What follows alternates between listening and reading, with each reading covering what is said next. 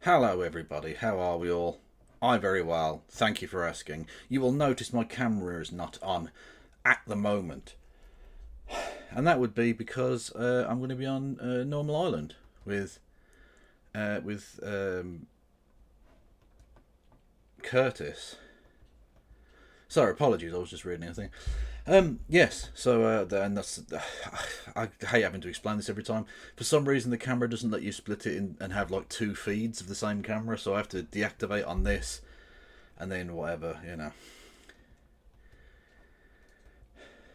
No intro music. Was the intro music not on? Stop it. Get some help. Oh, that's very strange. Thank you. Hello there, says Thomas. Thank you very much for that. 3 months. And thank you also for reminding me to turn off the alert box. Because we don't need that blaring away in my ear as I'm trying to think and, sound cogent when talking about serious topics. Right, so I'm going to dive in with Curtis right now.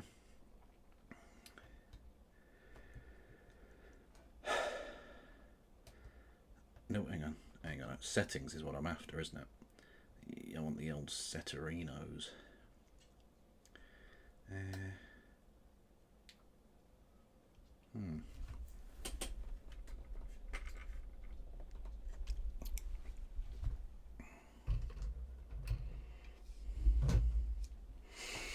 Oh, apologies everyone, I'm just setting up. Shouldn't be so difficult, but it is, because I'm bad at this. So that's the camera one. What's the audio?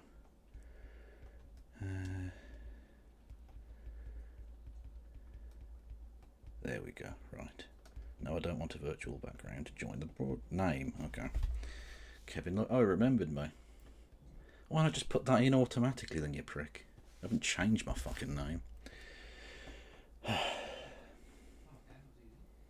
think you're gonna have to crop if you want to keep the. All right. Hi, Kevin. You all right? Oi, oi. How are we all? Well, someone's not hearing. Someone's not got headphones in. Oh, that's me. Sorry. Hang on.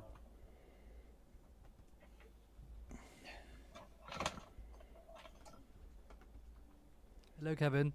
Hello. Oh, cheeky bit of side profile. Hello. Is that better? Oh, you cheeky minx. You are the first to see the new studio. You're the first guest. I'm genuinely delighted to burst your You cherry. could not give a fuck. No, honestly, I couldn't give a shit. No, that is true. Kevin, your galaxy light does it have the? It does have the stars on as well. The stars go on and off. Which How do you get the stars to stay on all the time? I don't know. That's the thing. 'Cause I've literally had that problem myself. The button that apparently, according to the online thing, toggles between that doesn't do anything. Yeah, I've got the same problem. Yeah. I got one for Christmas. It's TikTok Shop's finest, but the I can turn them off. I can turn the stars off completely, so that sorry, my camera's here, but I'm looking at my computer screen here. Yeah, that's fine. I can turn the stars off completely, so there's no stars at all. Or I can have them on and they oscillate, but I can't just have them on all the time without coming on and off. Yeah, that's the same problem with mine. Yeah. It's this little dude. Yeah, that's him. Yep. Yeah, with the remote, and yeah, the button just doesn't do it. Maybe it's, Oh, I haven't got a remote, but I got mine second hand, so like I got mine even cheaper. I've got a remote with mine, but it Oh, fancy. yeah, even cheaper than TikTok Shop. Is that possible? I mean, Yeah, basically they paid me to take it off their hands. okay, sounds about right. You look very flash tonight, Curtis. Thank you. For the fan.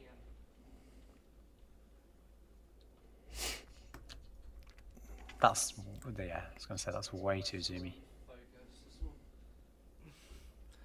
Can't have in or out of focus. Let's put more out. Your mic's really quiet as well. It's not because I'm not quiet.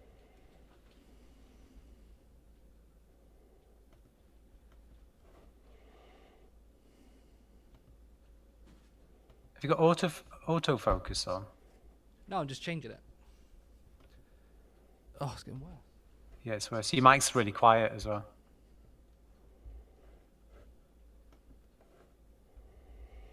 That's it. Almost. Oh, I see what you're doing. That's better. My mic should be quiet. It's just because I was not by it. Yeah, it's still quiet though, Okay. compared to Kevin. How's that? I mean, Kevin's always quite loud. Yeah, no, I'm a loud, noisy bastard, yeah. Do you mind turning yourself down? Me? I can bring Kevin down at our end. It's oh, Can you? Well, not until we're live though. you've muted Not me until he's on the completely. screen. I mean, hang on. Let me do it this way. I've been muted. Also gain control on to see if that makes a difference. Yeah, yours is a lot louder now. Cool. Can you put on the pre-screen while I quickly go grab my phone? I can. Let me just. Oh yeah, do the cameras. I'll be this, back in a sec then. Do you want me to put the countdown on, or do you want me to wait for you? Now just put on the pre-thing. You know what I mean? Okay. Yeah, I know what you mean. Yeah, no, I do know I'm live, yes. No, I'm aware of that much, yeah. But I've been muted anyway, so... I've been silenced.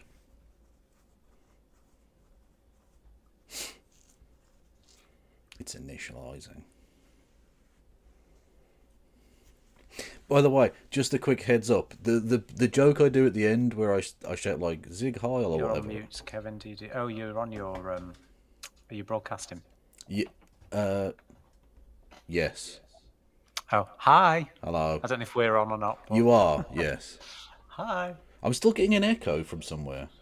Yeah, it's Curtis. Well, that is unprofessional. He's not got his headphones in yet. No. Oh yeah, we'll put it in a sec. Anyway. Yeah, hi to Kev's followers. I didn't realise he was streaming. Yeah, no, I always am. Yeah. That's all I do. Anyway, I was just going to explain to my people that the joke I do at the end when Corbyn comes up and I shout like Zig Heil or something, I won't be doing that this time because that would be inappropriate given the subject matter. Yeah. Yeah, fair enough. I mean, you could argue it's never appropriate actually, and I should never have done it, but especially argue you that, can Kevin. blame the Zionists for basically blaming everything on anti-Semitism. So exactly, it's on yeah, there. yeah. Curtis, put your headphones in, please.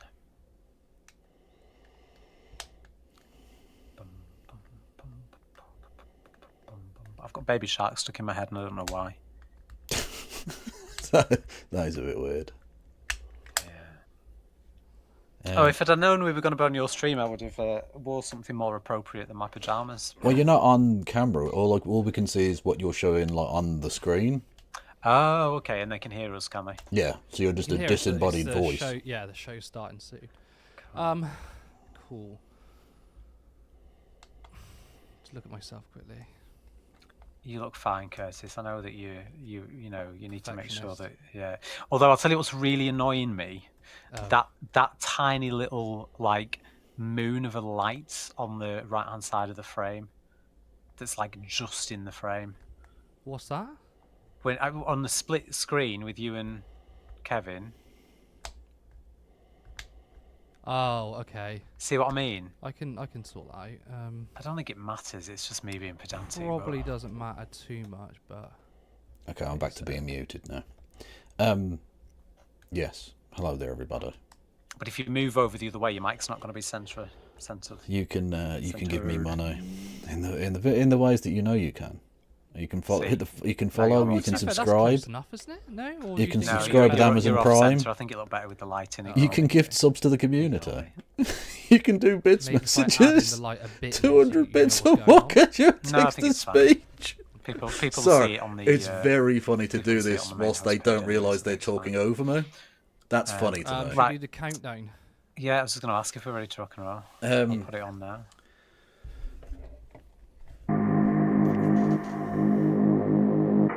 Okay, I'll just turn that down because we don't need that noise. Kevin, you can mute the live preview, by the way. Can I? I don't know. Anyway, I'm muted. Whatever. You can. Where did I get to? You can do super chats via the Streamlabs link below. $2 or more, they'll get you a text to speech. Although none of those alerts will happen during this stream because I've turned off the alert box. So until after we're done with the conversation, yeah, I don't need to be being distracted. I'm already fucking ineloquent, whatever the phrase is. So I don't need that distraction. But yeah, major bubage indeed. Yes, you can do. You can help me out on Patreon and/or PayPal. You've got Discord, Blue Sky, TikTok, Instagram, Facebook, YouTube, Threads is a thing. If you're on YouTube, hello YouTube. You can become a member for 99 pence. They're still talking over me. Just a lot more quietly now. You can become a member for 99 pence. You can give memberships to the community. You can do super chats, which I will read out. But again, after we're done with this show, because, you know. Hello there, old dirty chatter. Are you related to old dirty bastard? I do hope so. That would be a beautiful thing for me. Wu-Tang forever.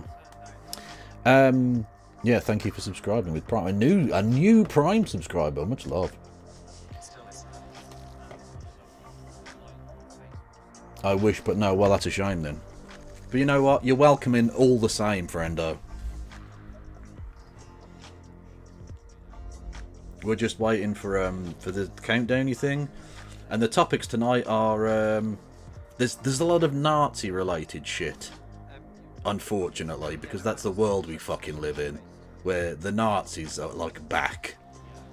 Yippee fucking doodah, man. God damn.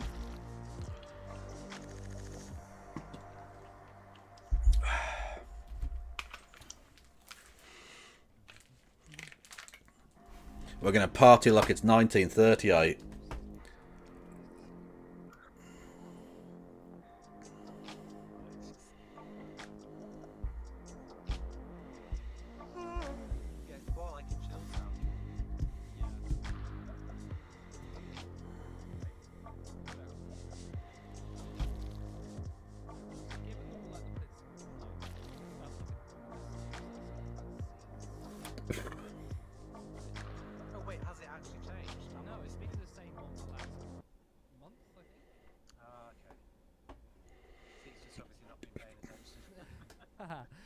I'm pretty sure he says it every single time, but well.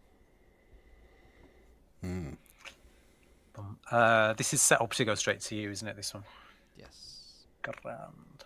Surely it's party like it's 1934. I don't. It depends which way you want to go with it. Oh, excuse me. When I hosted the show earlier in the week, or last week, whenever it was, you'd said that the website wasn't working, but it was. So yeah, it must no, have. I thought it wasn't working, but I'm just going to let you listen to these two people just chat about tech. Quickly, so. They can't hear me. Figure it though, because when you go on They can't even hear me heckling them, Okay. which is beautiful. That works for me. Honestly, I'd just do this for hours. Muted. Yeah. Otherwise, we're ruining his stream completely. I honestly, I could do this for fucking hours, man. Just heckling people who can't hear me would be fun. How long we got?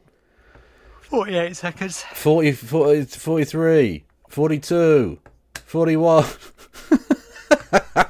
You can't even hear me. I suddenly need to wee. So. Yeah, it doesn't really count as stream Might disappear sniping while when you're I'm a chatting. guest, does it? Story. You can't really say it's stream. It's not stream sniping. I was invited here. 20 seconds. Are you keeping off stage on, by the way, or? No, I'm putting the sound back on now. Okay.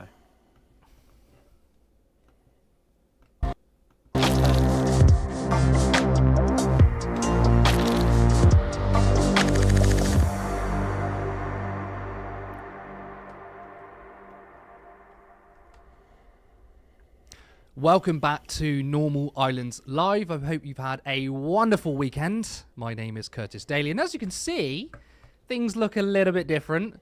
No, we're not in a studio yet. We are still quite far away from that. I just wanted to change things on my end. And yes, this is hand-built, by the way, so I hope you like it.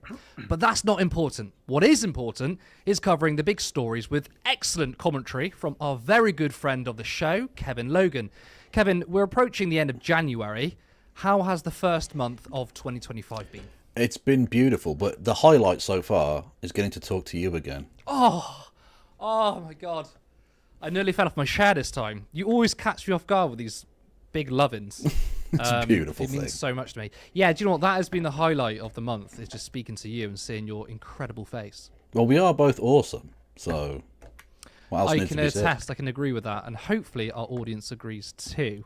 Now, coming up on tonight's show, Starmer to rip up regulations and receives praise from Donald Trump.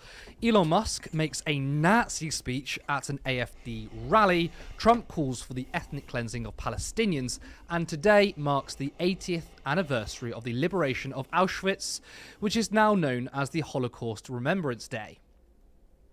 Remember to keep your comments coming in. We will get to them about halfway through the show. Please also like the stream and share it. It really helps with the algorithm.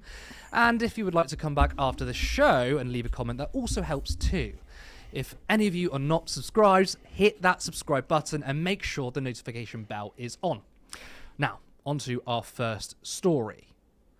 Keir Starmer is going to rip up regulations in order to boost the economy.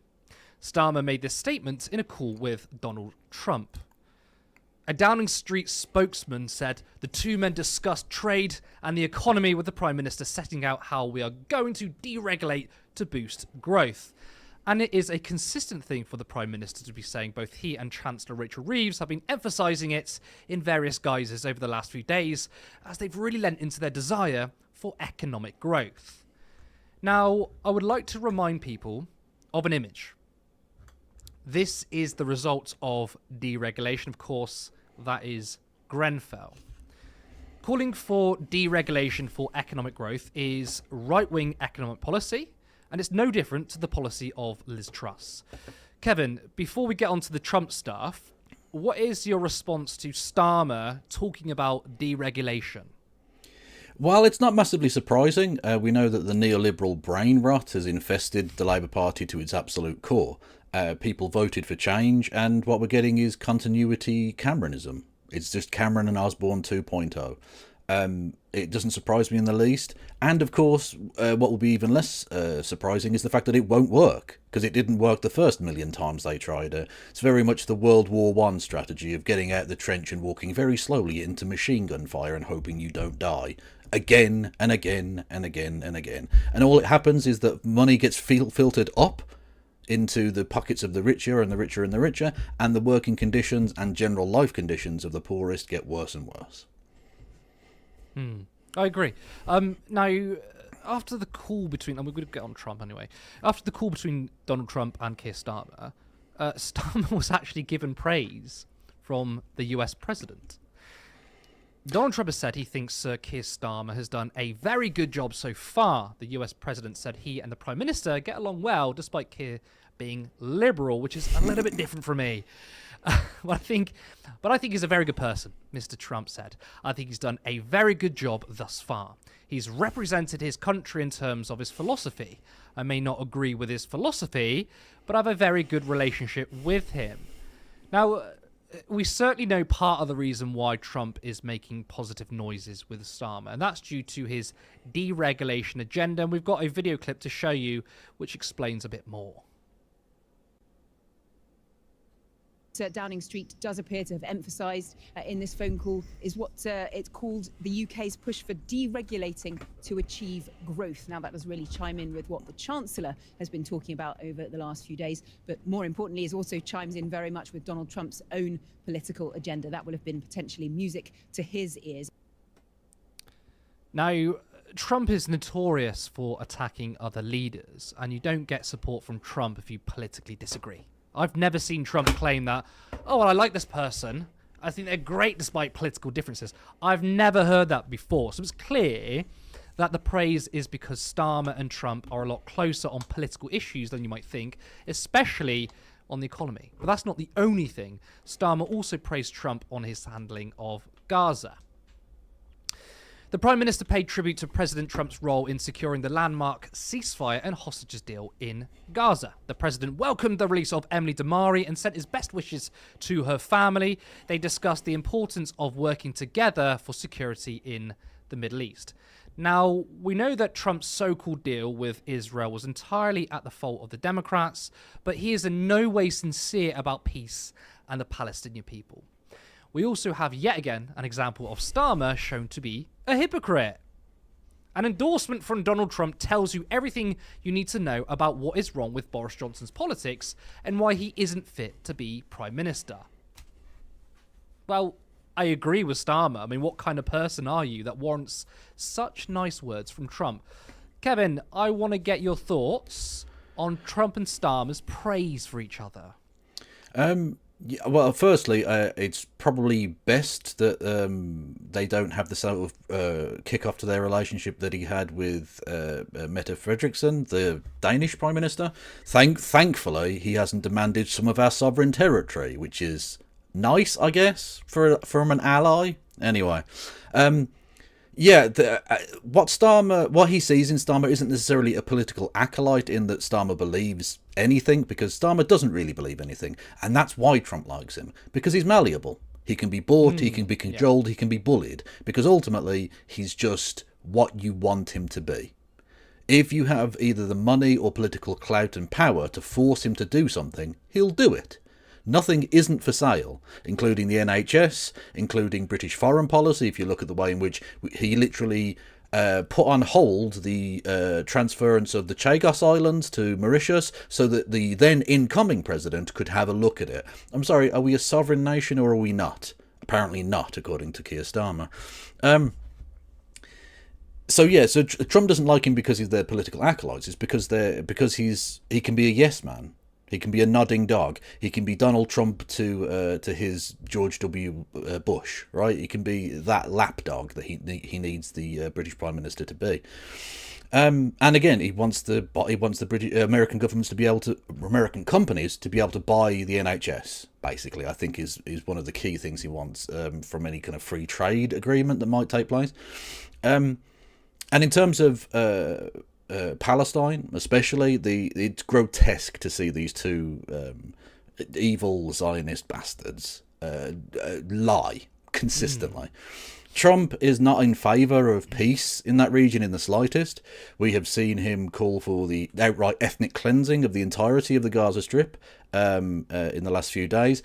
We know now, seemingly, that the peace deal that he, quote-unquote, brokered, which he didn't really, but whatever, is essentially a way of distracting from the Gaza Strip, drawing focus to the Gaza Strip so that no one focuses on the fact that one of the first things Trump did when he got into office was remove the US government's sanctions on illegal West Bank settlements and settlers, so that's now emboldened them to go further and further, and we're now seeing mad Zionist physical attacks on Palestinians who live in the occupied territories in the West Bank. He's not in favour of peace, he's in favour of the Greater Israel Project. And we know this because even going back months before the election, the way in which he got so much money out of Miriam Adelson was the guarantee that the north of Gaza would be able to be occupied by Israel if he became president. And so she funded through PAC money, huge amounts of money, to ensure that Donald Trump became president in order to further that Zionist agenda. Yeah, I'm going to come on to Donald Trump's calls for ethnic cleansing on the Palestinian people. But what I find so interesting about Donald Trump's comments, I find it very strange, that he says, oh, look, we politically disagree, but I find him a good person, a good man for the country, stands up for his beliefs or his philosophy. And, I mean, you can correct me if I'm wrong, but I've never seen Trump say that. I've only heard him basically attack political leaders who disagree with him and call them crazy, insane. And I think the sort of Starmerites and the liberals would say, okay, maybe Keir Starmer's a bit more right-wing than we expected, but the idea that him and Trump are in any way comparable would be insane. And for me, looking at, broadly, yes, I would say. I wouldn't say that Keir Starmer's a fascist like Trump, But if we look at the individual policies, of course, on the economy, they both believe in deregulation. It's a Thatcherite policy. Yep. And of course, Starmer is praising Trump on supposedly a peace deal. So clearly, there's a lot that they agree with. And of course, we're not privy to the conversation they had. They've only told us what we need to hear, I guess, or what they want us to hear. So there could be a great deal of things that they agree on. There could be the NHS up for sale, our public services up for sale. We know that Starmer is absolutely happy to sell off our public services. And of course, Trump in America, I mean, this is bigger than Trump, obviously. Like, whether it's Obama or any other president, they absolutely wanted to take our public services and well, use yeah, it I for mean, profit. look, Starmer appointed Wes Streeting, a man with known financial connections to the private healthcare industry, as the Minister for Health.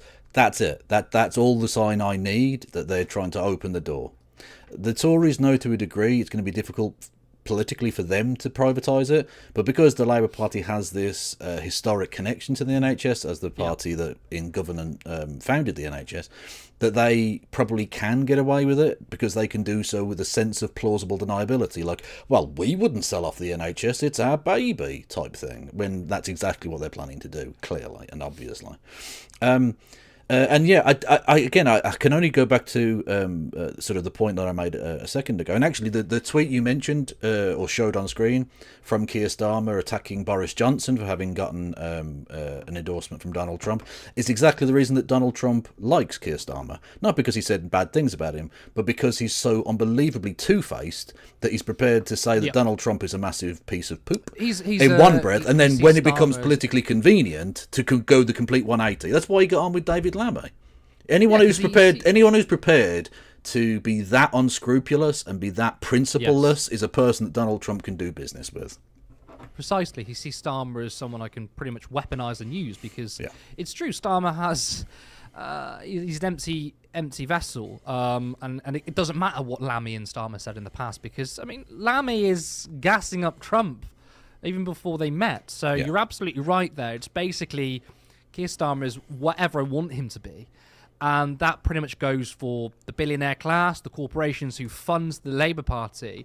They see Starmer as someone is basically, this is the man we want him to be. We can make him in our own image. Yeah. He's one of the least principled politicians in my entire life. One of the least principled, probably in honestly between him and David Lammy, it's a tough call as to which one is less principled. There have been worse human beings in general who have been in mainstream British politics, including, of course, the most recently deposed government of the United Kingdom. But in terms of lacking any semblance of moral principle, I'm drawn back to the old Tony Benn quote about the difference between an honest and dishonest politician. And he goes on about it being the difference between being a signpost and a weather vane. The signpost points in one direction because it's the correct direction, according to them, whereas the weather vane goes with whichever way the wind blows. And Keir Starmer and his government is the ultimate weather vane government. I could not have said it better myself, Kevin, and also that's slightly hats off to Tony Benn himself. But we are going to move on to our second story. Elon Musk caused more than... I'll start that one again.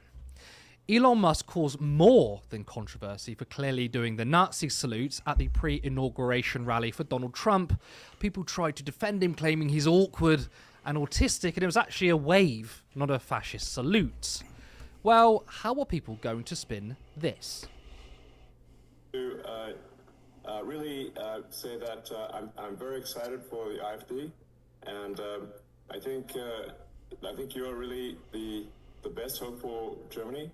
I think some things that something I think that is just very important is that people take pride in Germany and being German. This is very important. It's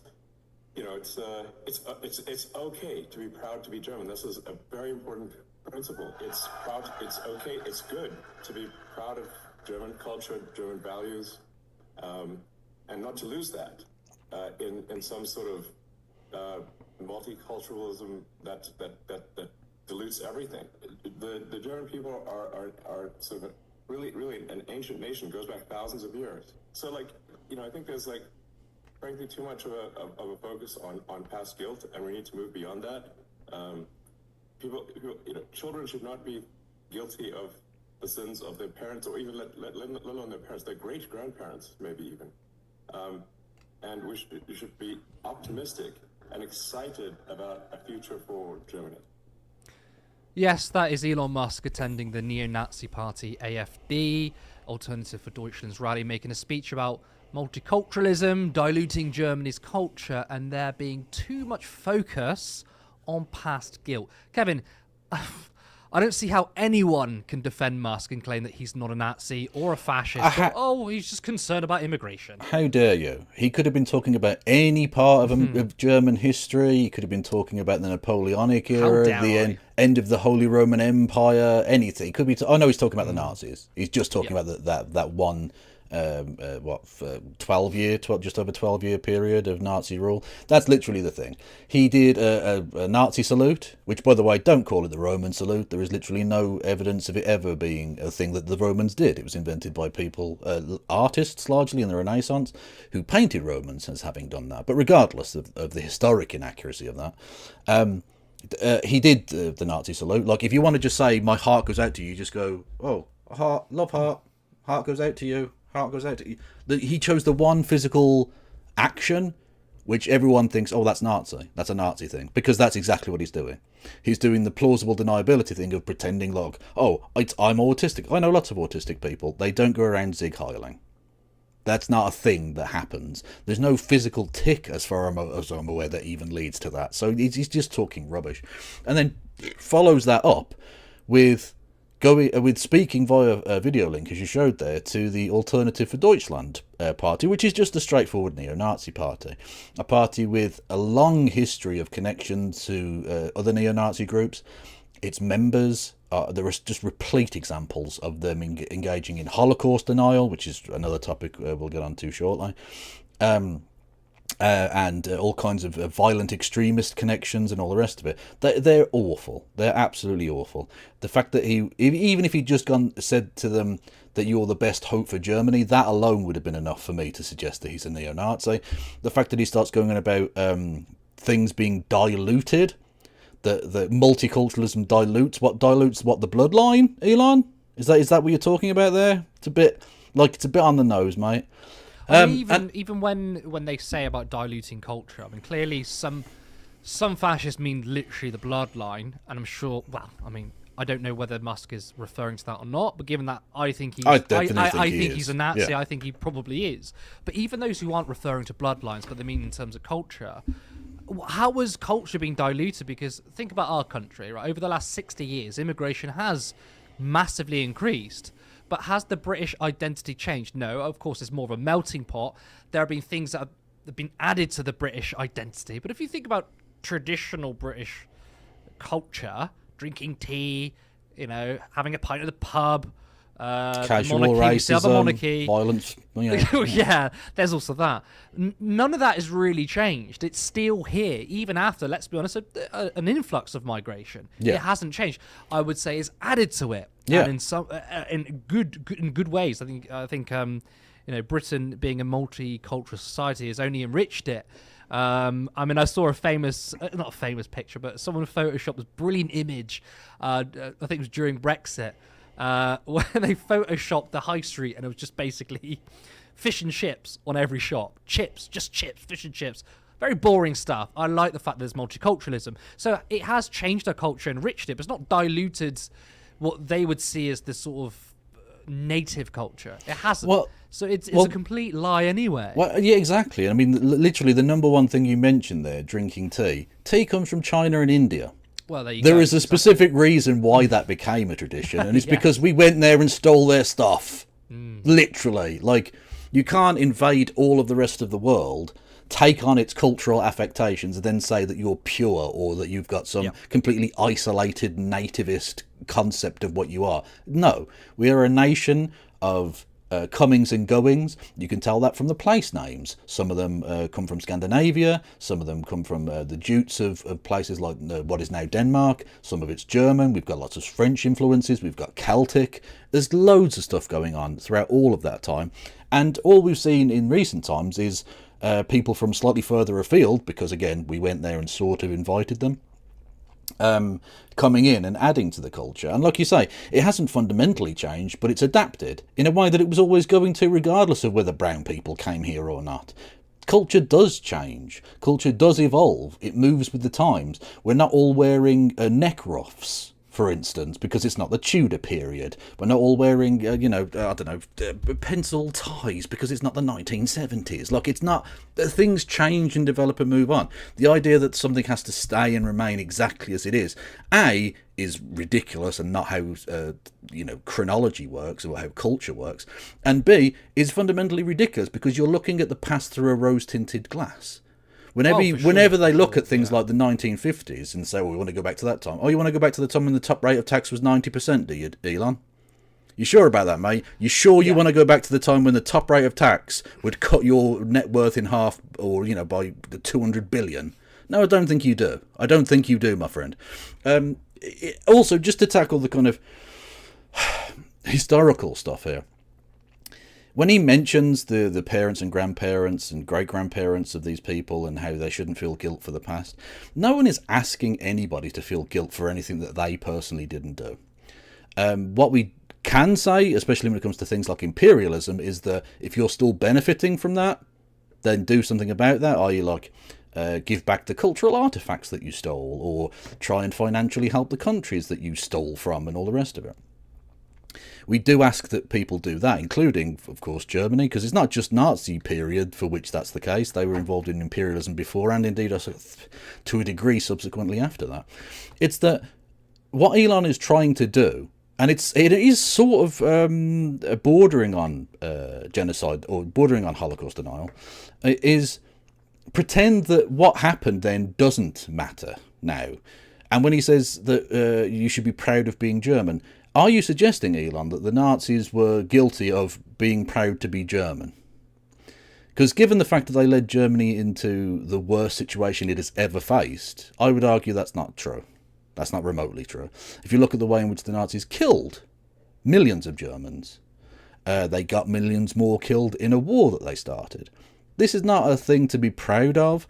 This is not a thing that they were guilty of, i.e. being proud of being German, because they really weren't. And this is the problem, is that this kind of nationalism, this kind of quote-unquote patriotism, is actually kind of a hatred for what your country is, in favour of a thing that you want it to be that it never really has been in the past. I mean, I love that line. I'm going to touch upon that in a second. But I guess, it's true, by the way. No one has said you should feel terrible for what your grandparents did. Yeah. No one's saying that. But clearly there is still a national shame because, people are educated on it. And I think, right, maybe some people might disagree, but I think there should still be national shame when the worst crime against humanity happened not that long ago. And given the fact that Germany's response in terms of the Holocaust, what some people consider a Holocaust or a genocide, I call it a genocide, but some people call it the Holocaust in Palestine.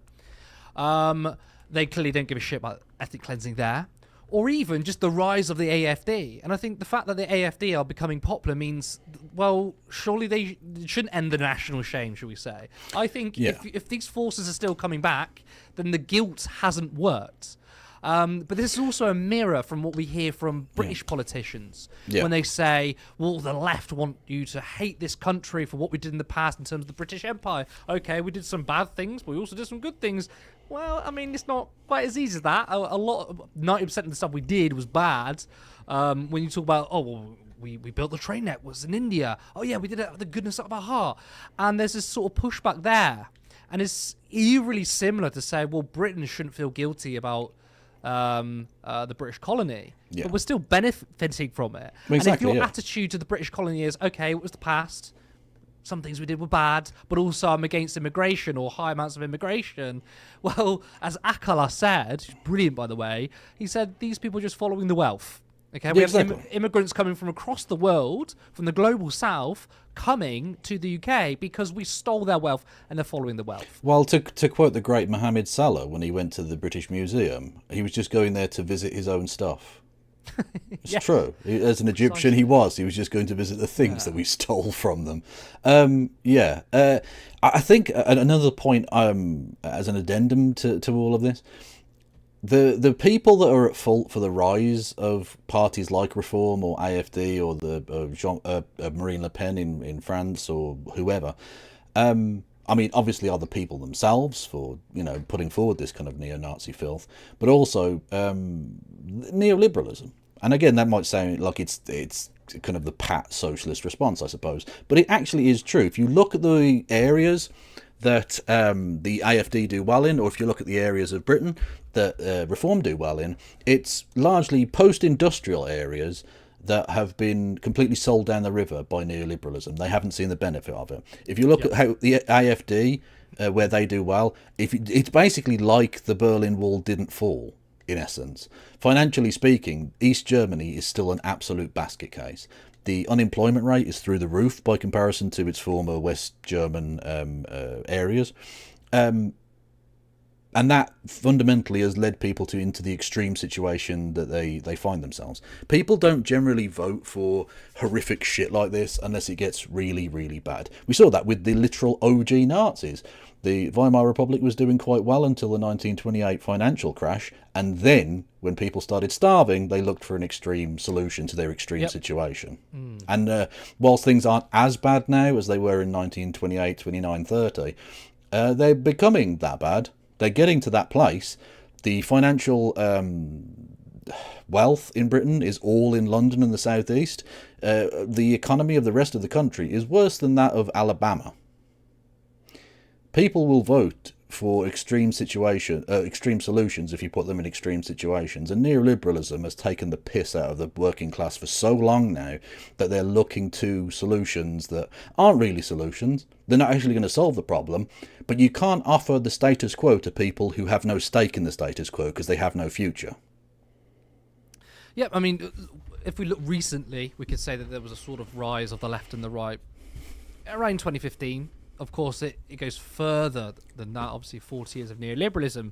But even recently, you can say 2015, sort of Corbyn rise, the Brexit referendum, people voted to leave because they didn't want the status quo, and nothing's been done. I mean, I would say, essentially, since 2008, we haven't changed anything.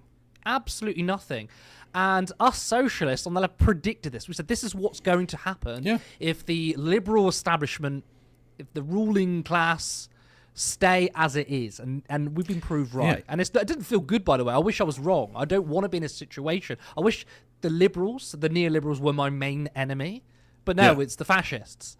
Well, but partly because the neoliberals have allowed this situation to happen. So whilst, of course, the fascists are the most direct problem here, long term something really does, or medium to long term something needs to be done about neoliberalism, because it will inevitably lead straight back to this situation if unchecked. If you don't allow a pressure valve of basic social democracy, people will go to extremes. Some people will go towards out there tanky revolutionary stuff, and a lot of people will go to fascism.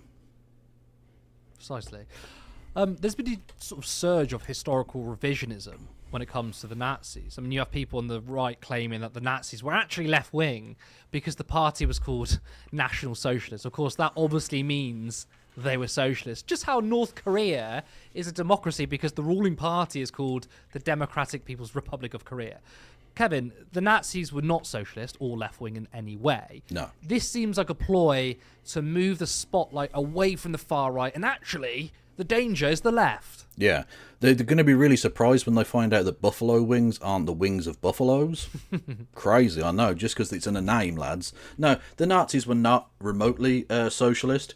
Even the quote-unquote socialist element, the Strasserite element of that party, was purged in the late 1920s, early 1930s. So by the time they became the government, there was no element of any kind of progressivism, be it economic or otherwise, in that political party. They were funded massively by organisations like the IG Farben and the Krupp Foundation, Siemens and various other German industrial moguls funded the Nazi Party in their rise because they were the bulwark to communism. communism was a genuine threat. It had taken over. There had been communist revolutions in Germany, and they were scared, so they started funding them. Literally, the word privatization was invented to describe the way in which the Nazi Party took publicly owned commercial concerns and sold them to the private industries. Now, they took a lot of those back in hand when it came to total war, but that's a war thing. On that basis, Churchill would be a socialist, so that's not real. Yeah. Okay, that's war. That's the way war has always worked. So they weren't socialist, and people trying to retroactively assign that label to them are essentially people who aren't neo-Nazis, because neo-Nazis accept that they were neo-Nazis, and they're not your average conservative. It's people from the right of your average conservative up to the neo-Nazi label, that kind of section of the political spectrum, because they believe a lot of the things that Nazis believe in. They just don't want to have the genocide label attached to them. So they try and say, well, actually, I'm not anywhere near the Nazis, because the Nazis are all the way over there, look. And they're trying to distract people by lying. I mean, we've even had Elon Musk say the Nazis were left-wing, which I find really strange, because even the leader of the AfD called the Nazis communist. And it's to say, well, these, I mean, you wouldn't say it out loud, he literally said Karl Marx was a capitalist because he wrote a book called Capital. So, like, Elon Musk's knowledge of the political state, it just I didn't know that. He did. He literally did. This was on Twitter years ago now. He literally said Karl Marx is a capitalist. Look at the book he wrote, and it's the book. It's like a photo of the book Capital, which is a critique of capitalism. You stupid cunt. But it's strange when you hear Musk and the leader of AfD call the Nazis left wing when that's their politics, though. I mean, first of all, they don't like the left. They are Nazis. Okay, they don't overtly say it. So they must know themselves. It's not like Jordan Peterson, who's kind of crazy. He probably actually believes the Nazis were left wing, because I just think his brain is completely broken. Yeah, but the Benzos did for that. Yeah, but when it comes to AfD and Musk, they must know that the Nazis were not left wing, because if they were left wing, they wouldn't be Nazis. Exactly. Yeah, it's for the same reason that Holocaust deniers do Holocaust denial, because very few people actually do outright Holocaust denial, or they do like taking away bits of the Holocaust so that it doesn't seem so bad, so that they can hopefully drive towards doing the same thing again, but like completely. It's that exact same thing. They want to enact many of the nationalist, pro-capitalist, racist, anti-immigrant, xenophobic policies that the Nazis did, but they don't want that stain upon them, because they realise that people, when they hear Nazi, when they hear Adolf Hitler, they think evil, and quite rightly. And they don't want that attached to them. Now, you would think any intelligent person would think to themselves, my political ideology is equated with evil. Maybe I'm wrong. No. That's not how the capitalist works. The capitalist says, no, the world is wrong. I must make it conform to my reality. I mean, because I want to go back to the point you made about the link between capital and fascism. It always happens that way. So if we look at Elon Musk, okay, he's a deranged nutter. I accept that. We all accept that. But people like Bill Gates, Jeff Bezos, Mark Zuckerberg, they're all weird in their own right. I mean, you kind of have to be a weirdo to get to the position they are. But I wouldn't say that these characters are deranged fascists like Musk. However, they've all fallen in line. Jeff Bezos made sure his Washington Post didn't endorse Kamala Harris, even though they typically endorse the Democrats. That's clearly basically saying we endorse Trump. Bill Gates falling in line with Trump. Mark Zuckerberg basically turning Facebook, and I mean, it's always been a right-wing bullshit machine, but he's going further into that territory. And it just goes to show that at the end of the day, you can have the most principled billionaire, or whatever. Even I can't remember the black rapper. I mean, was it Snoop Dogg? I don't know. It wasn't. No, I'm not talking about Jay-Z. I think it's Snoop Dogg. Stormzy. No, American. Anyway, the point I'm trying to make is class is what matters the most, because again, the name escapes me, but the black American rapper who recently or years ago called out Trump for being racist and disgusting is now turning up to his Snoop Dogg. It is Snoop Dogg, isn't it? Yeah. Inauguration rallies, and it just goes to show. I mean, the policies of Trump would absolutely be against those that look like you, but he's rich. Yeah. And that's where essentially capital always sides with fascism. I don't Well, think capital necessarily wants fascism. No, it But doesn't. as you said, there's a historical context of well, they hate communists more than Well, exactly. fascists. They don't want We need to move fascism. on, Curtis. Oh, sorry. They don't necessarily want fascism because it can be disruptive, as we saw with, the fact that they started wars, which got factories bombed. No one's making money in that situation. They realise, though, that fascism is their final bulwark against socialism. And so when socialism starts doing well, you'll notice lots of dark money starts going towards fascist political parties. Yeah.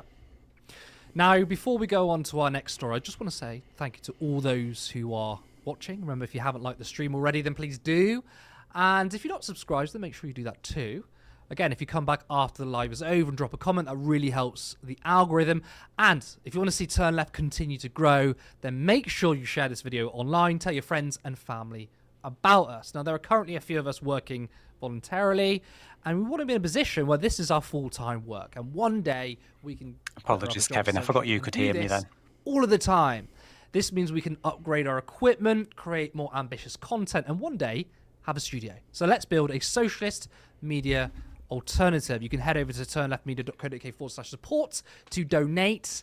You can do a monthly or one-off payments, and you can also follow us on Blue Sky. Our handle is at turnleftmedia.co.uk. Now, before we move on, I want to go to some of your comments. Let's see what we have. Wow, thank you so much, Scottish Soul. You've gifted 5 Turn Left memberships. Really appreciate it. Actually, we've just celebrated, I mean, it's more than that now, but we celebrated our 200th member. So I guess this is 205, but thank you again. Natalie, good to see you. As an autistic person, Elon is not from our crew. An apartheid-loving South African with an emerald-encrusted father figure is just an absolute prat. Exactly. I mean, most of the things Musk has done is not even down to his autism. He's just a piece of shit. And I find it disgusting that many people are trying to weaponize autism. Disgusting. I forgot to mention when we were talking about him being a Nazi, it reminded me because they mentioned his father. Did you know Elon Musk was named by his father after a character written in a short story written by Werner von Braun, a former member of the SS and war criminal who was taken to America as part of Operation Paperclip to start NASA? Wow. Well, I knew that his dad and his Literally granddad true. were like Nazi sympathizers, but Yeah. the fact his namesake. Wow. Well, Yeah. there you go then. There you go. Nazism runs in the family. Yep. Oh, absolutely it does. Yeah. Saladin Faye, never seen anyone stimming into a goose step myself. Pure ableism on display by the defenders of a Nazi. Who would have thunk it? Well, exactly. And also, ableism goes hand in hand with Nazi ideology. Of course, some of the victims of the Holocaust were also Literally, disabilities. you could argue that the first victims of the Holocaust were the disabled. The Action T4 program happened long before Auschwitz was ever opened, and that was the gassing of largely mentally disabled children. Sir, I think there's this concept that society is more enlightened. World War II is recent history, and that's what makes it stand out. Never mind, we're pushed to believe the same, no matter whilst making the same mistakes. I mean, yeah, I guess that's the case. I mean, I think if this is what you mean, a lot of people would say, well, what happened in those times would never happen again. And then that leads to people thinking you're being hyperbolic when you accuse Musk of being a Nazi or Trump of being a fascist, because for them it's like, but that was in history. Okay, racists exist today, but the Nazis are gone. But that's how it always starts. There. It's because the political leadership of the world has imbibed the Fukuyama nonsense of the end of history. The idea that any of those ghouls of the past could possibly happen again is ridiculous, because everyone just agrees that neoliberalism is awesome and will never change. Yeah, it's the danger of believing in neoliberalism, that this is the best political system we can have, and it does feed into the idea that really bad things cannot happen. History has ended, genocides have ended, things can't happen. And of course that's a load of rubbish. Even Fukuyama has kind of ripped up his own ideology now, and he's pretty much come He out as has, a social yeah. democrat. He was a Yeah, conservative before. he seems okay now, but like I'm never going to let him forget that. Oh, hell no. No, but no. I also think that this guy is obviously intelligent, completely wrong, but intelligent guy in Yeah. terms of intellectualness, I guess. And you can get random people on Twitter say, hold on a second, this neoliberalism can lead to fascism. And you think highly educated people who write books for a living can't think of that, but your odd socialists can. Jim Speak, the same people who tell you not to be ashamed of your ancestors are the same people who won't stop talking about bliss spirit. True. That is absolutely true. And obviously, Kevin, you brought up the sort of golden era. Both Brits and America alike, they sort of look at the 1950s, how fantastic it was. Obviously for them, they mean, women couldn't work, men were dominant.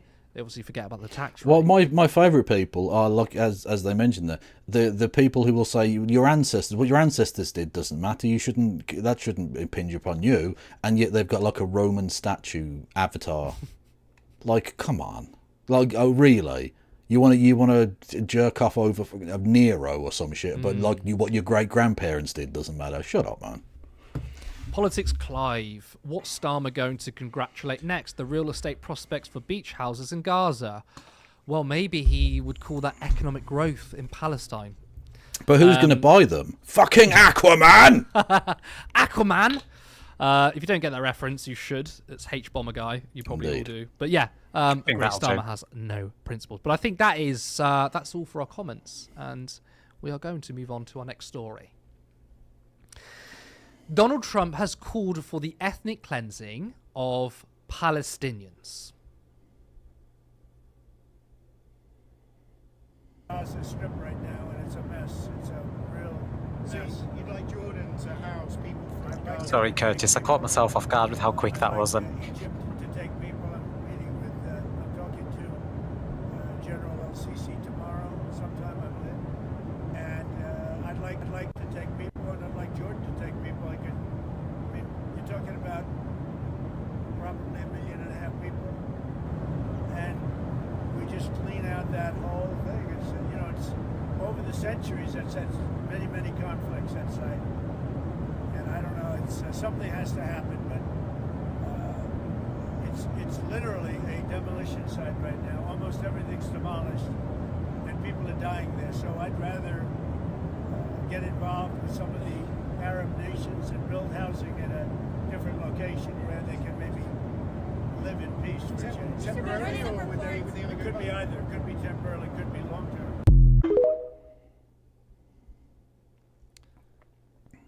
We just clean out that whole thing. Now, this is Trump calling for Egypt and Jordan to take in Palestinian refugees in order to allow for Israel to expand its settlements and one day take the entire land. Now, we have attacked the Democratic Party for their role in supporting genocide, their refusal to actually make a peace deal. This then led to Trump swooping in and getting a deal done. Now, Trump has been backed by extreme Zionists. They've given him money, and he was, of course, Netanyahu's favoured candidate. Kevin, Trump was never actually serious about a deal. It was incredibly obvious, and it was all political posturing, wasn't it? Yeah, of course it was, yeah. He wanted to posture as the peace candidate in opposition to the war candidate, but in both cases they're actually not.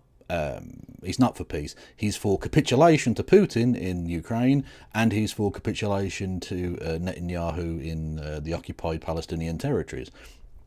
He is, like, as I mentioned earlier, this deal serves the purpose of making it look like Israel is for peace, whilst at the same time, with him removing those sanctions on West Bank settlers, has given the green light for them to do even worse things in the West Bank than they already currently were. He's now calling for the absolute ethnic cleansing of the Gaza Strip, which at least is much more honest than any Zionist I've heard, because they will usually lie and say that that is not the goal that they're aiming for. But when we know that that's what it is, it's the death by 1 million cuts. They want to get rid of the other people from those lands because it's a religiously inspired madness. And again, not for Jewish people, it's actually very much against Jewish people. It's the evangelical Christian extremists of North America who are the driving force behind all of this, which, by the way, if their dream comes true and they get the land from the river to the sea for the stiff-necked peoples of the Bible, for God's chosen people, those chosen people will end up in hell, like me. And probably you, I imagine, I think. I don't know. It's genuinely evil. And I do also just want to pick up briefly on one thing he said there exactly about they have lots of conflicts over the centuries in that place, and that they can live at peace finally. That is very rich, coming from a nation that has only existed for 250 years and has been involved in wars everywhere, has deposed democratically elected leaders in its own continent, in every single country, basically. You have not known peace as a nation, America. Wind your neck in with talk about how other people are warlike. Yeah, and I think some people would claim that Trump doesn't follow the sort of American exceptionalism line that most presidents do, or political figures do, because he has criticised the US on foreign policy before. But I would argue that he does. And he does it there. I mean, he uses it as a rhetorical thing. Because he can say, look, I can criticise the US because I'm the peaceful president, but we know he's not peaceful. Obviously, we look at his first term. But everything he's done so far, and including Gaza, what he's saying, he is not a peaceful president. Not He's at all. He's a war hawk, just like the others. Yeah. Just like the establishment. He is the establishment. Absolutely, yeah. He dropped more drones, or used more drones in 4 years than Obama, the previous drone king, He was the did drone in king, 8 yeah. years. So he did more than double, basically more than double the rate of the previous guy who was like the drone king guy. Mad, absolutely insane stuff. He's threatened to destroy the nation of North Korea, a nation of 28 million people. He has allowed the Kurds of northern Syria to be absolutely devastated by the Turkish government. He's an evil man. He's a genuinely evil man. He has massively increased the already over-bloated military-industrial budgets of the United States, leading to a higher national debt as well, which is interesting coming from a supposed economic hawk, but whatever. He's not a man who gives a damn about peace. He's a man who is prepared to sell anything down the river, up to and including national sovereignty of other nations. You're right in that he uses the rhetorical slight of not being American exceptionalist. I mean, literally the phrase MAGA, Make America Great Again, is implicit within that is that America currently isn't great. It was once, but now isn't, and that he's going to bring those good times back. So you're literally doing the America isn't great because it isn't like it was in the, 1820s or whatever absurd nonsense. But again, it's just rhetoric. It's American exceptionalism dressed up in a kind of nihilistic garb. It's got the cloak. It's got a cloak of like criticism, but actually underneath it all, everywhere else is just a shithole country, isn't it? Yeah, and it's kind of like we were destined to be great, and it was the fault of the left and the liberals in the last couple of decades that have destroyed this nation. Yeah. But we were great, and we were the best in the world. And it's quite funny how he kind of successfully toes the line between being a complete hawk, but also being a nationalist. Now, he's not a nationalist. I think some people try and say that he's a nationalist in that sort of sense, but he really isn't, or America first, should I say. Because he's still taking money from AIPAC. Well, he literally said at AIPAC that he was America first. He fundamentally laid it out that his number one principle is Israel's safety. So you're not America first, you're Israel first. Yeah. Yeah. So it's all a lot of rubbish anyway. So even people buy into that sort of, well, at least we have politicians that want to take care of our own first. Don't listen to them because they're not. I mean, you'll hear that from Reform, but also Reform are backed by Zionists. They are big pro-Israel people. Yeah. They're not British or Britain first anyway. It's all a load of And rubbish. as we saw, connecting it to the point about Elon Musk earlier, Zionists don't care about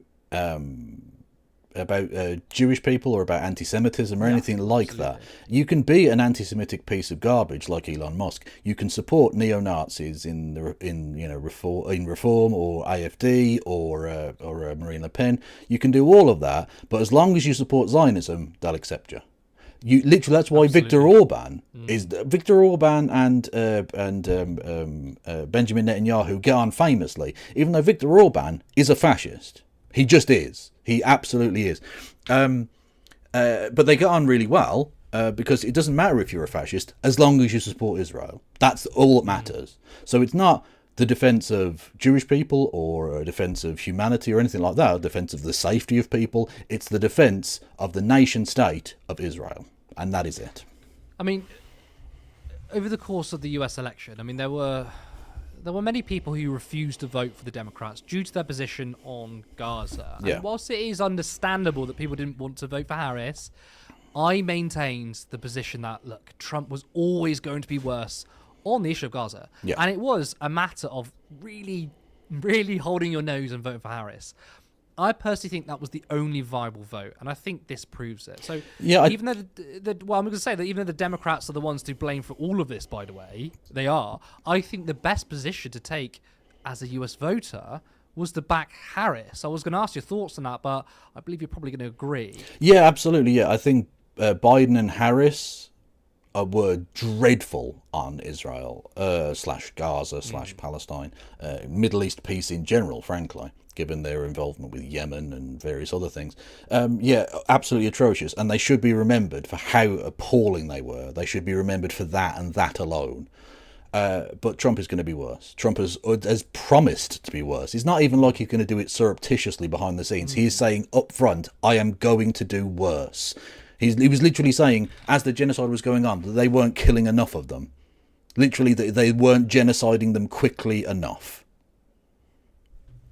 I mean, look, if there was a different electoral system, I would completely buy into the idea of punishing the Democrats. I mean, it's why some would say I have an inconsistent position, because even if I was in America, I'd vote for Democrat.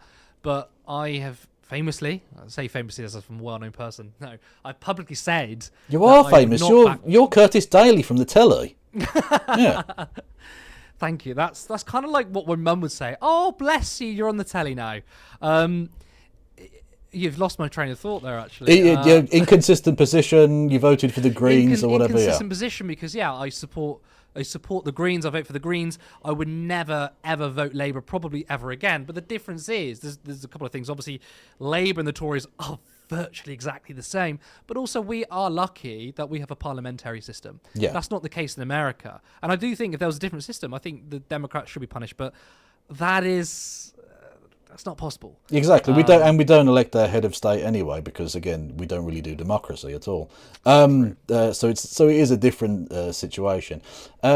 And also, it's not like I'm not suggesting you should vote against this person in every situation. I'm saying in this specific situation, I think Trump was so bad that I think it was worth a vote. But like, I also cannot sit here and criticize people who didn't want to do that, because Kamala Harris didn't deserve to be president. Donald Trump deserved to be president less, but she didn't deserve to win. Yeah, being against Trump is not an endorsement of Kamala Harris. Yeah, it's just not the case. But I obviously don't want to get too much into this debate. Again, it's an old debate. It's finished. So I think we're gonna move on to our final story. Now, our next story contains themes of violence that some viewers may find upsetting. Today marks 80 years to the day that Soviet Allied forces reached and liberated Auschwitz concentration camp in Poland. That is why today is known internationally as Holocaust Remembrance Day, and a time to remember the victims of Nazi genocide, who were primarily the 6 million Jewish people. Of course, the victims also includes Gypsy, Roma, disabled and queer people. These people were torn from their homes and sent to work and die in horrific conditions, with many being killed upon arrival or by the Einsatzgruppen death squads. Holocaust survivor Irene Weiss spoke to the US Holocaust Memorial Museum about witnessing those chosen for death passing through Auschwitz. Mothers and grandfathers, babies held by the hands, these little children, and we can't tell them that they have a few minutes to live. And often they talk to us. They call out, where are you from, and what's your name, and do you know so-and-so? Crowds by the hundreds, by the thousands, walk past our barrack and into the gas chamber, and minutes later, the chimneys were belching fire so hard that it was like a roaring sound. It wasn't smoke, it was flames, like, you know, like a wind. And we had just seen them, we had just talked to them.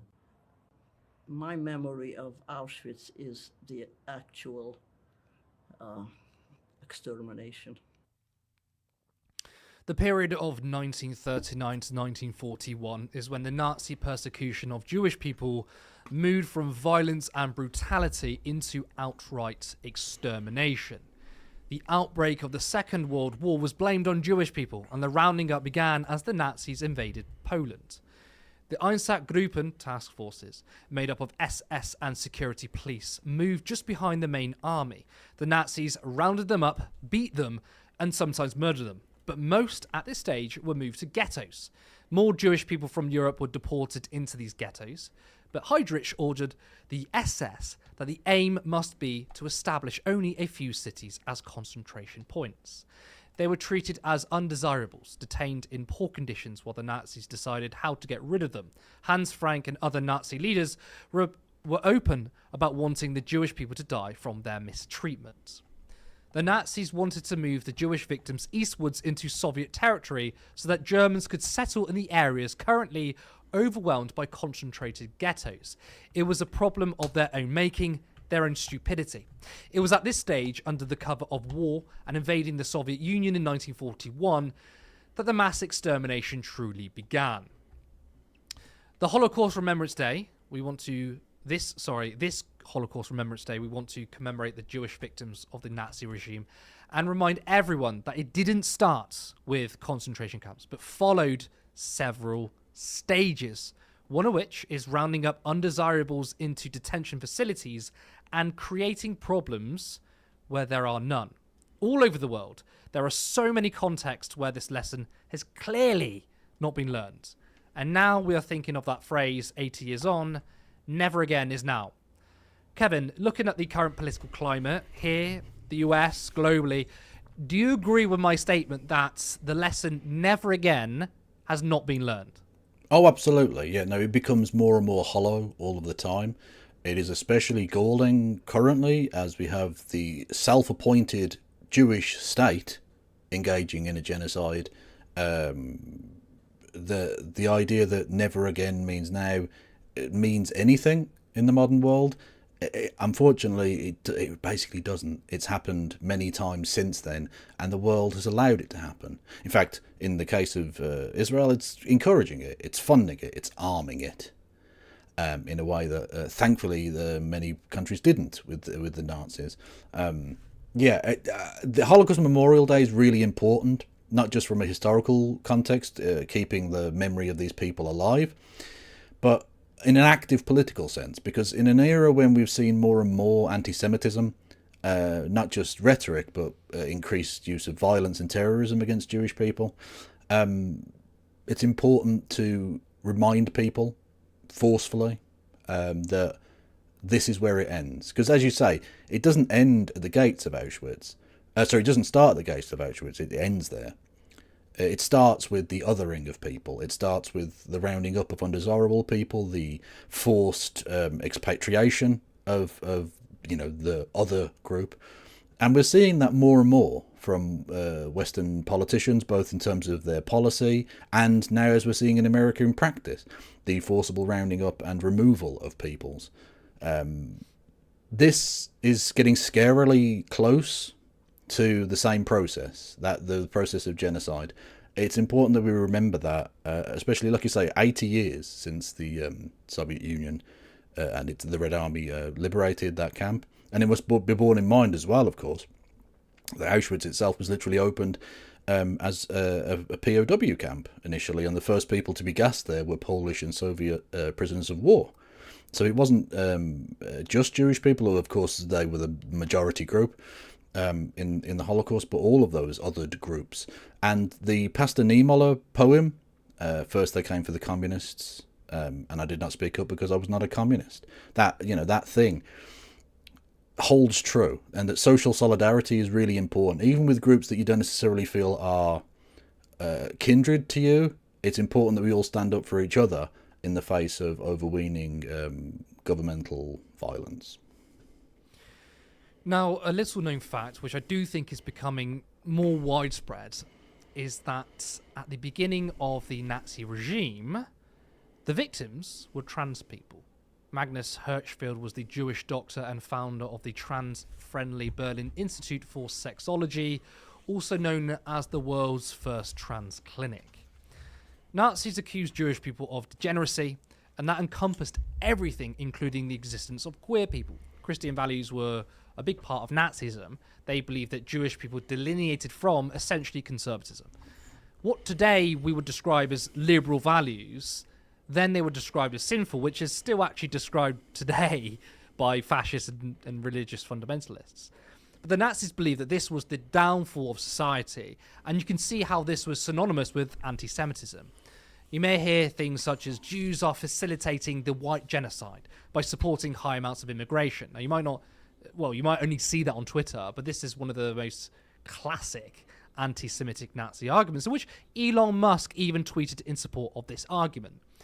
This is such an important point to make because most people won't be upfront with their anti-Semitism unless you're Elon Musk, but many in the media, political parties, commentators use the very same dog whistles.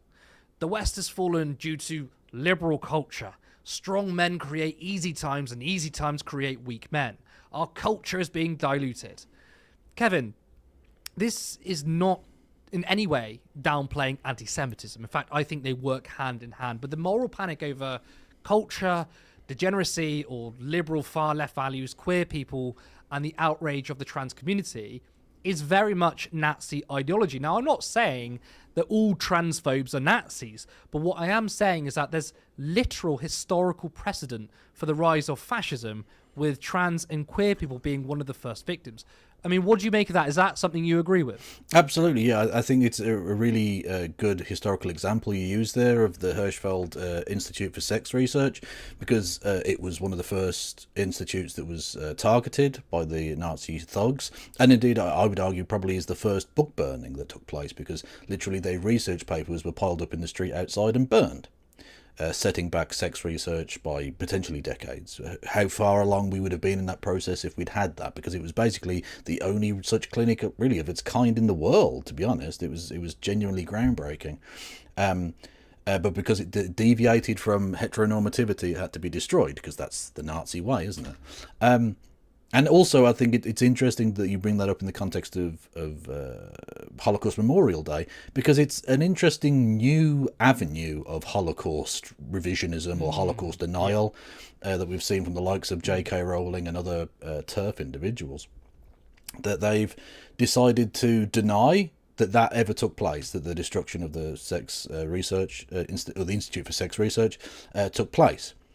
Because that's inconvenient, because then again, in the same way that all Holocaust denial works, they try and downplay it because they want to repeat it.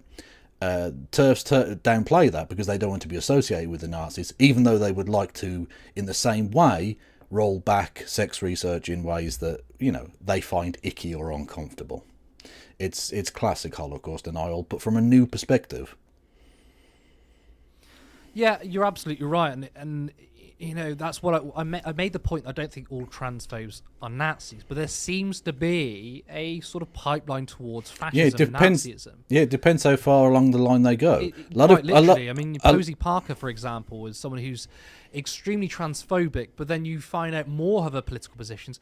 Oh wait, she's also anti-feminist. She's also very conservative. Oh wait, she's actually stood next to literal Nazis in Melbourne. So you can see where that pipeline begins. We've had Hitler being quoted at TERF rallies. That's not a coincidence. That's not a surprise. There's a lot of crossover.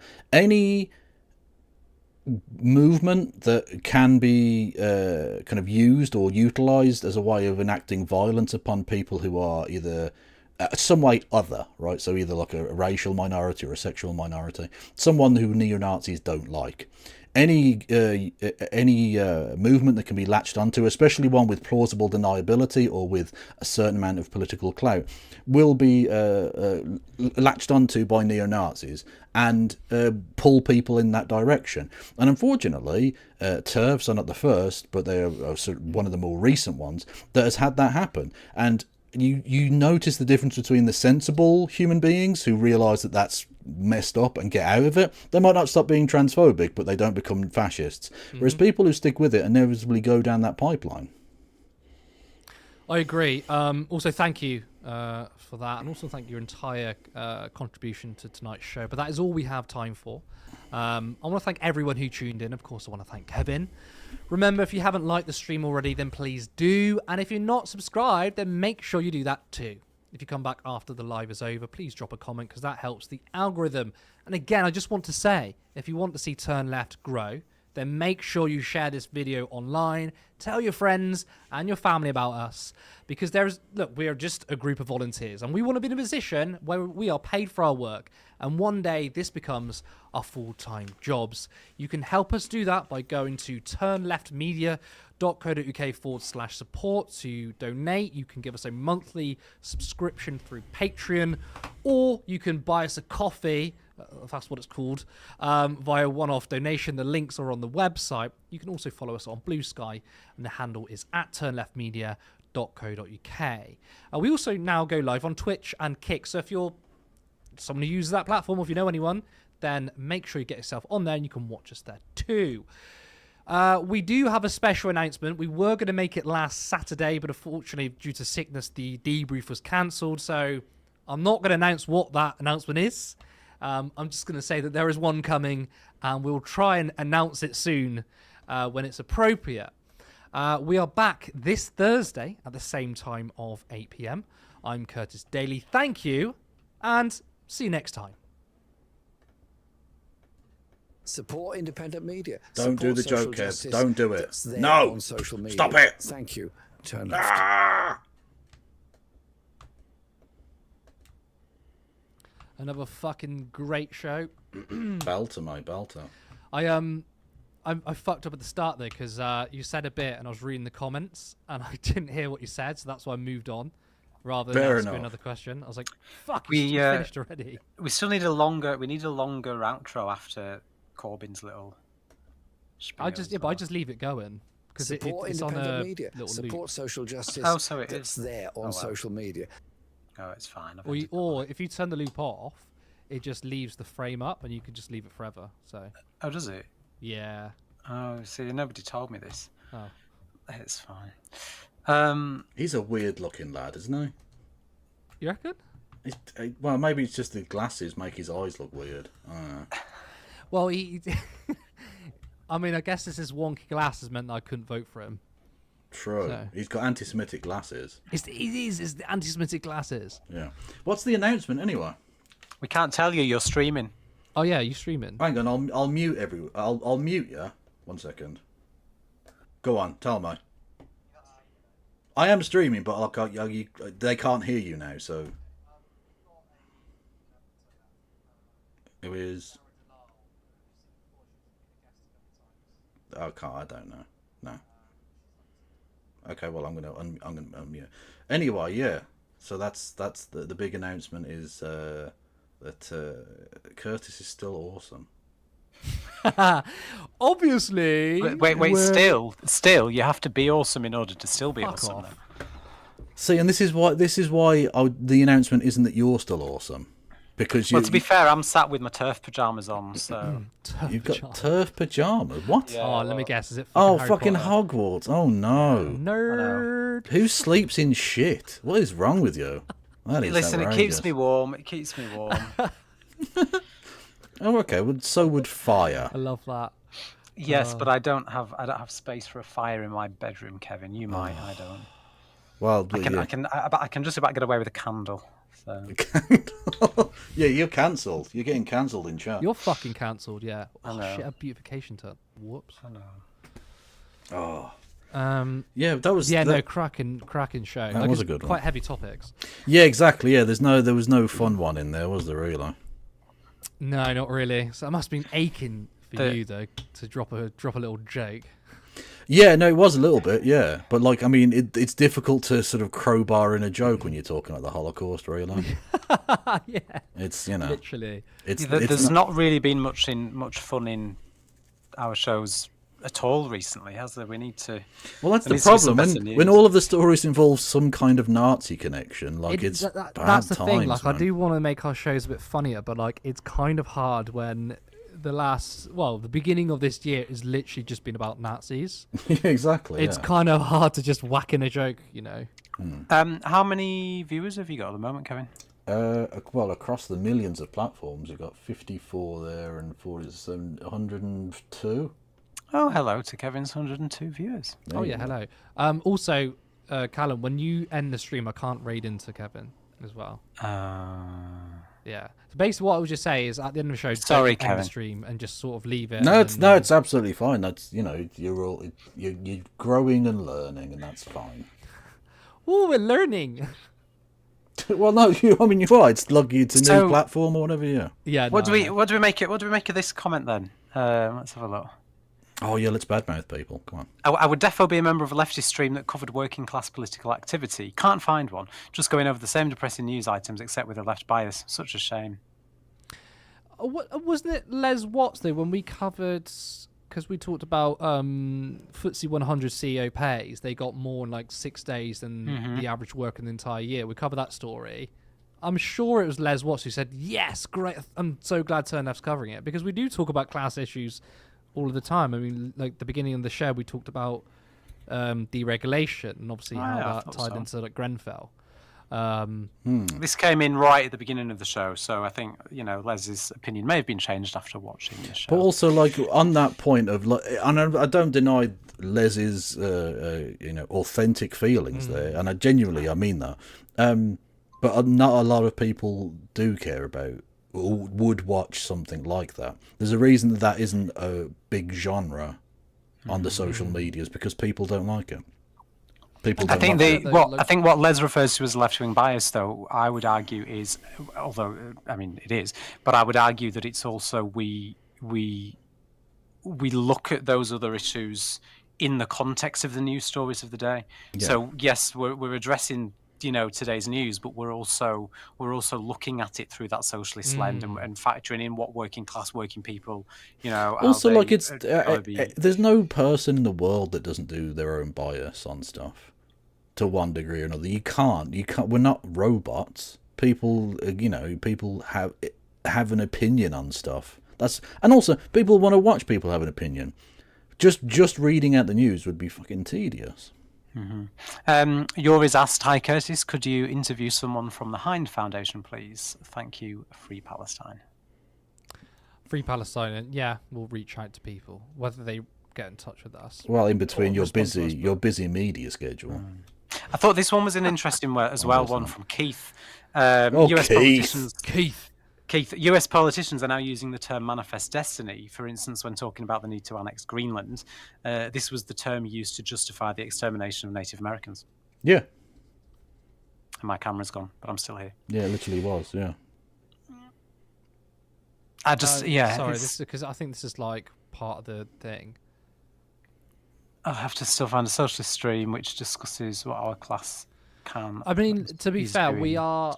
Oh, we okay, are I see what you making- mean. We are making an effort going forward anyway to talk more about class issues. In fact, we also want to start making some different kinds of content that focuses around class. I mean, maybe it's kind of right that the left isn't talking about class enough.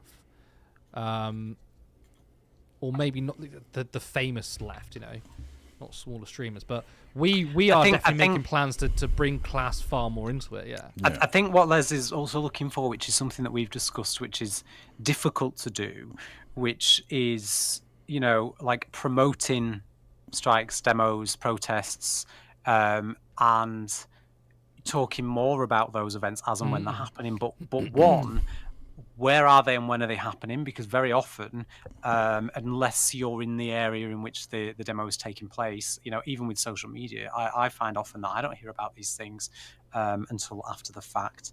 And we were talking recently actually about, if there were ways that we could get this information together, because it would be really good to be able to say, look, these are where the demos are, these are the strikes, go and join your picket lines in these areas, go and join your marches here, there and everywhere.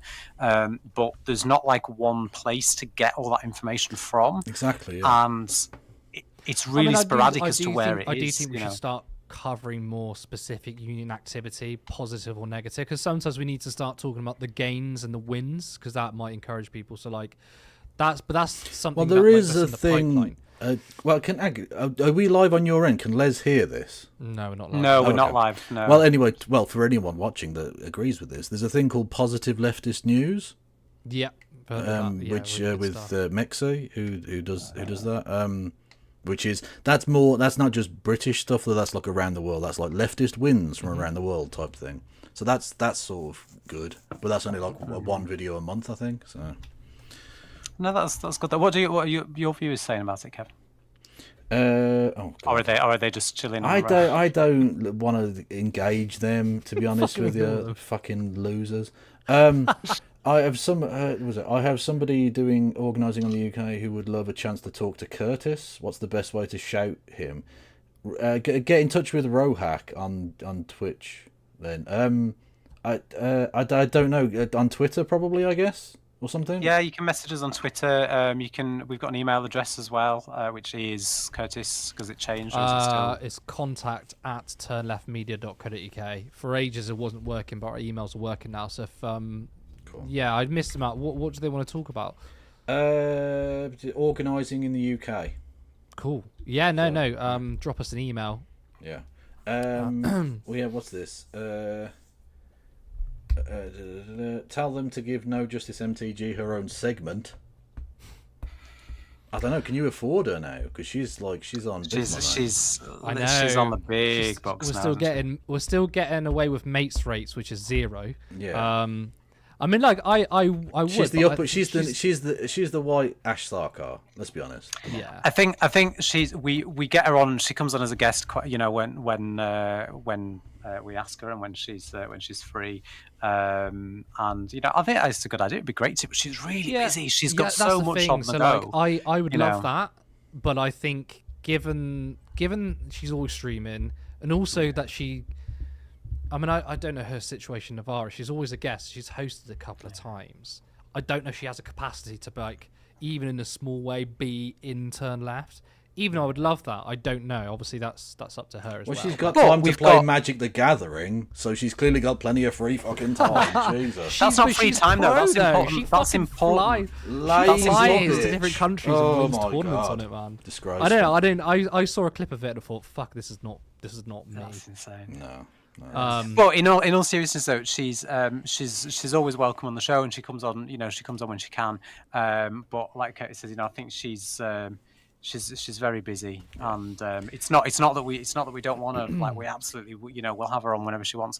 But I think she's she's got her own things to commit to as well, and I think it's really important that we let other creators do their own thing. We have other people on as guests regularly, and what we're trying to do is we're trying to create a sort of like a network of left-wing content creators who are friends of the show, that they're not necessarily actively involved all the time, like yourself, Kevin, and obviously I would very much like to think of myself as bottom of the barrel. That reminds me. Yeah. I know you're live in your end, but I mean they can probably have this little spoiler. It's not really a spoiler, but we're going to be running ads on our live shows, but just for other left-wing content creators and organizations.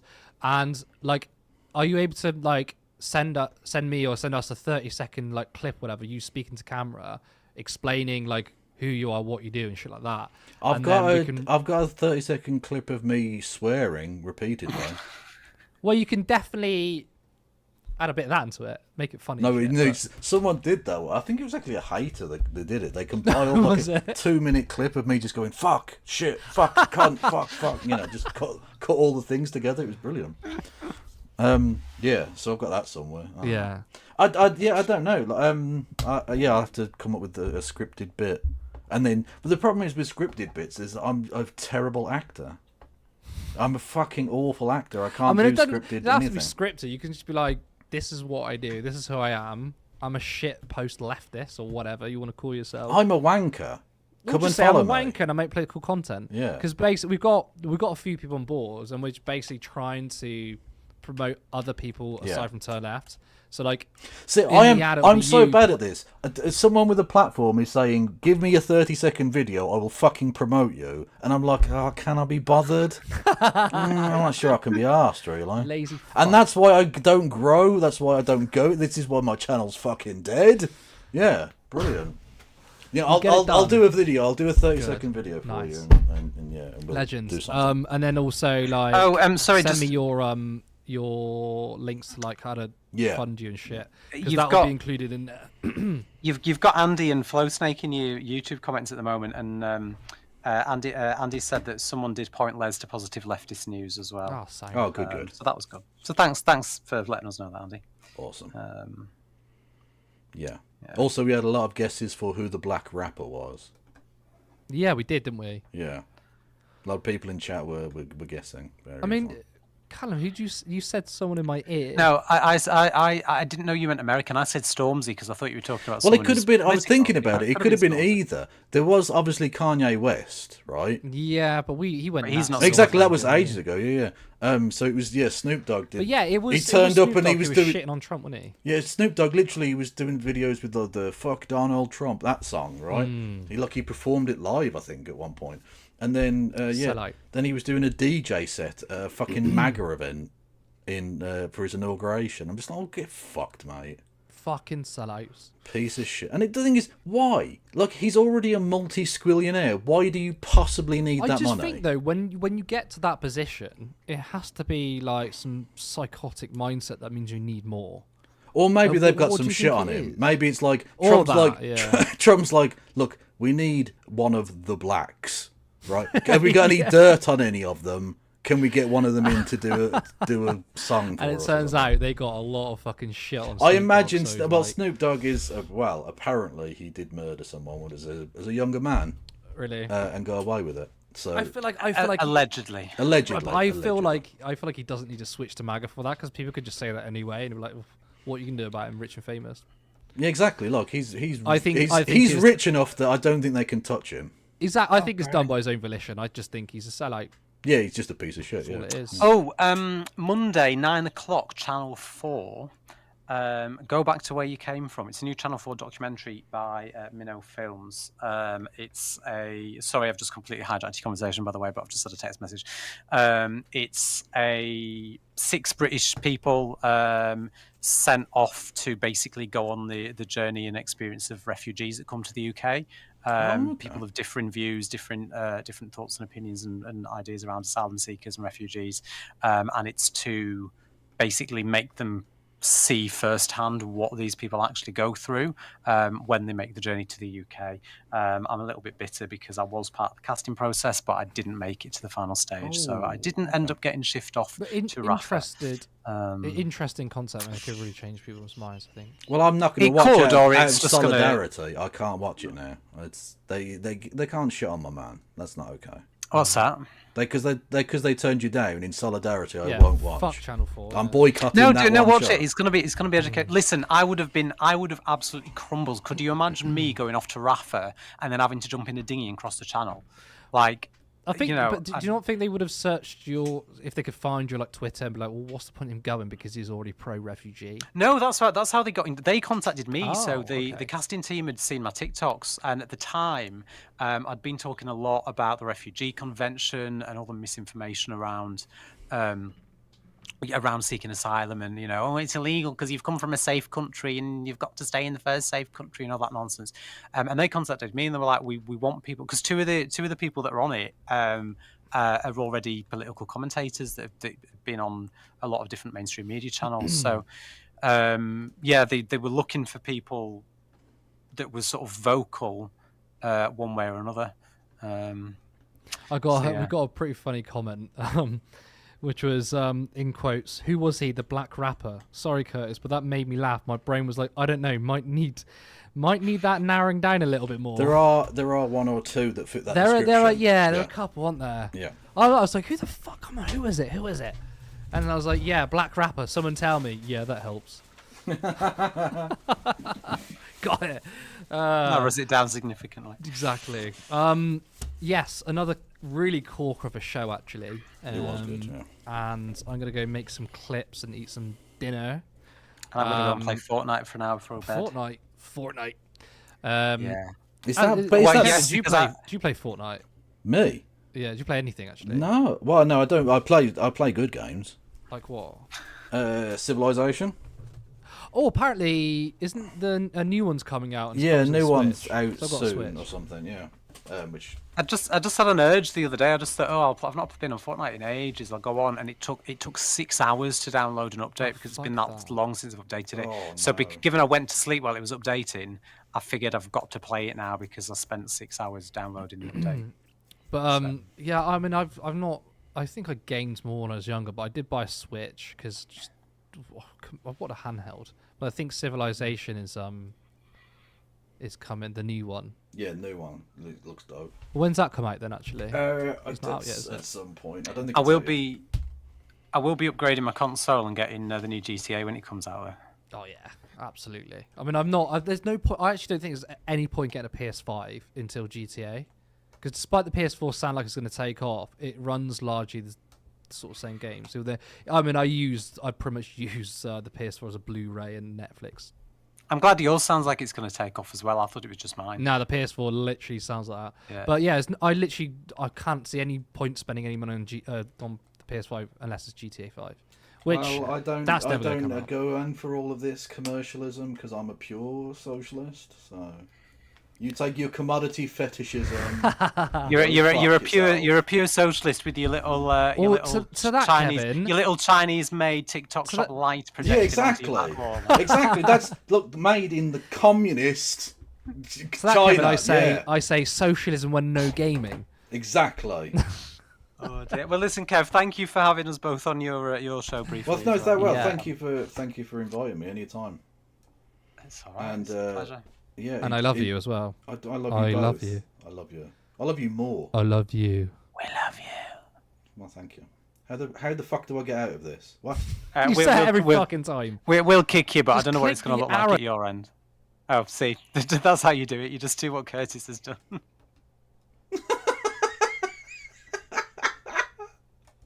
I do that every time. That is true. Oh, chitty chat and the kitty cat. How are you? I got fucking cramp. I don't know if you noticed there towards the end. I got fucking cramp in the back of my right thigh. Oh, that's why I've had to fucking lean back. I've got my leg up on the fucking table to stop the crippling agony in the back of my fucking leg. Bastard. Yeah, how are we all, chat? I don't know. Did noises didn't happen, did they? Because I had the thing off. Thank you, Lisa Leitner, for becoming a member on the YouTubes. Much love to you. Thank you, Madcat, for raiding in. Thank you, Wayward, for gifting a sub to Sibwolf. Old Dirty Chatter, that was before we got going, wasn't it? Bisexual seating position confirmed. Literally. Anyway, I'm going to fuck off. I mean, I could stick around and do more stuff, but I also quite want to go and eat. So I'll probably do that. I'll be on with Christy tomorrow. Yeah, we're going to be doing a happy hour tomorrow because I double booked this. So I was like, can we do the happy hour Tuesday? And she was like, yeah. Yeah. So, on that note, who shall I kick everyone over to on the YouTube? I don't know why I say it like that. It's so weird. Is there anyone on? Oh, No Justice is on. I'll send you over to No Justice on the YouTube. Bye. And who is going on Twitch? Well, we did raid into No Justice yesterday on the Twitch, didn't we? So let's go let's go somewhere else. Who else is going? Cosmopolitics. There you go. Go and say hello to Cosmopolitics. I'll be back, like I say, tomorrow evening with Christo. where we'll be discussing things and stuff and everything that happens. Stay beautiful. Free Palestine. No Passerin.